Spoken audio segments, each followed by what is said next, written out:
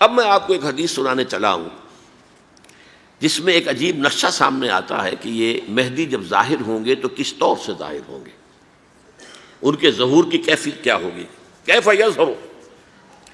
یہ روایت ہے حضرت ام سلمہ سے رضی اللہ تعالی عنہا، حضور کی زوجہ محترمہ ہیں، فرماتی ہیں ام سلمہ عن النبی صلی اللہ علیہ وسلم قال یکون اختلاف عند موت خلیفۃ، موت خلیفۃ، حضور نے فرمایا ایک خلیفہ کی موت پر اختلاف واقع ہو جائے گا، خانہ جنگی ہو جائے گی۔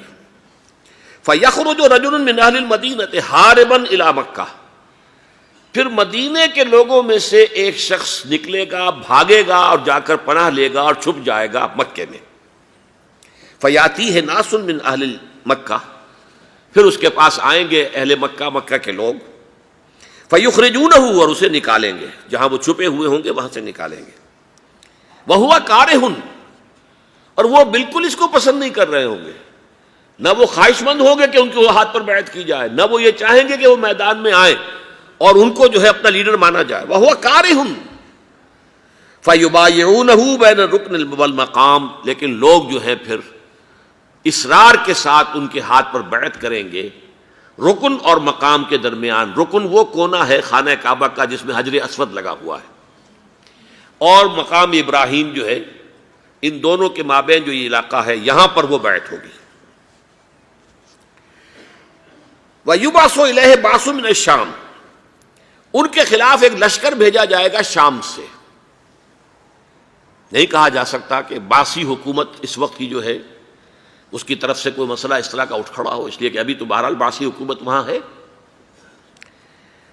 فَيُخْسَفُ بِهِمُ بِالْبَيْضَاءِ بَيْنَ مَکَّہ وَالْمَدِینَہ، لیکن اللہ تعالیٰ اس لشکر کو مکے اور مدینے کے درمیان وادی بیضاء میں دھسا دے گا، زمین کے اندر پورے کے پورے لشکر کو۔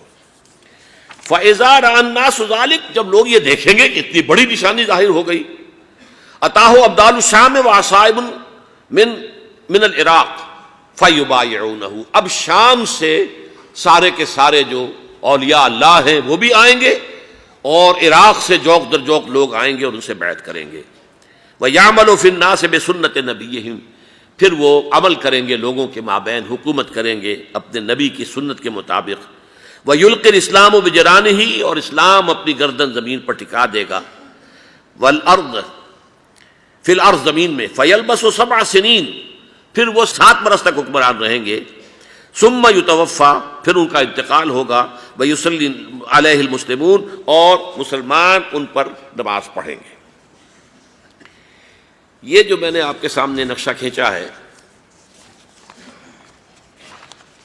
اس سے اب میں ایک نتیجہ نکالتا ہوں، اسے بھی میرا گمان کہیے، اختلاف بھی کر سکتے ہیں آپ، اگر اس کو وزنی سمجھیں تو قبول بھی کر سکتے ہیں۔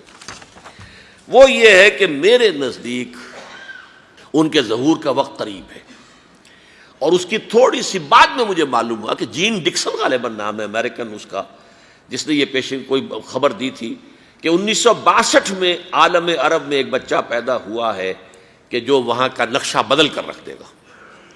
یہ جین ڈکسن کی غالباً پیشن گوئی ہے۔ بہرحال مجھے اس کی پیشن گوئی سے کوئی دلچسپی نہیں ہے، میں تو جو احوال دیکھ رہا ہوں، یعنی اسرائیل کا قائم ہو جانا، اور اس کے بعد اب یروشلم کا مسلمانوں کے ہاتھوں سے نکل جانا، اور اب گویا کہ وہ الملحمۃ العظمیٰ جو ہے تلی کھڑی ہے، کسی بھی وقت جو ہے یہ جو ہے وہ لاوا پھٹ سکتا ہے، آتش فشاں پھٹ سکتا ہے۔